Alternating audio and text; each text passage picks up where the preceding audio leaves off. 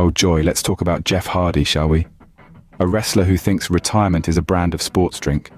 Watching Jeff Hardy move in the ring these days is akin to observing a vintage car in rush hour traffic. You appreciate the nostalgia, but really it's just in the way.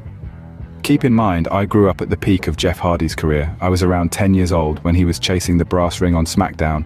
I remember the excitement and emotion I felt when he won the WWE Championship. So I'm not a hater.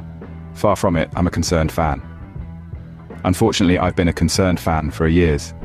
Jeff Hardy was one of the most exciting talents in the history of professional wrestling, but nowadays it seems he's more in tune with performing a slow-motion rendition of his greatest hits, minus the speed and, frankly, the greatness. It's like watching a car that's been through too many MOTs, still runs, but it's a bit slow and sounds a bit broken. There was a time back when he was tearing it up in TNA, turning heel where he could have taken a step back, maybe changed his style a bit.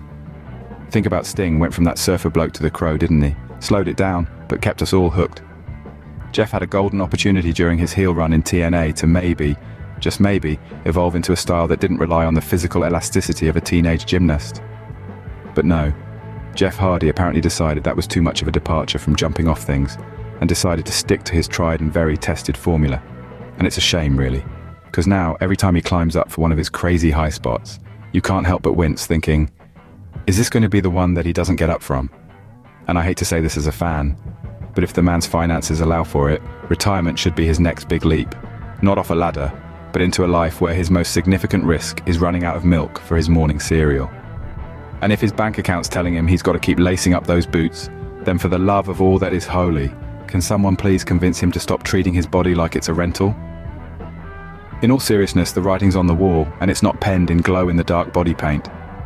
Jeff Hardy's legacy is secure, but at this point, every high-flying stunt feels less like a thrill and more like a plea for an intervention. It's time to bow out gracefully, or at the very least, stop making fans watch through their fingers, fearing the worst. Because let's face it, the only thing breaking more than Jeff Hardy these days is the collective patience of those who remember when he was more than just a cautionary tale. Thanks for watching, and let me know what you think. Is it time for Jeff Hardy to slow down his style? Or has the ship sailed and he just needs to retire? Be sure to subscribe, as I love covering more niche topics within wrestling for the more hardcore fans. We got history, we got opinions, and we got bold and blatant sarcasm. Cheers. See you next time.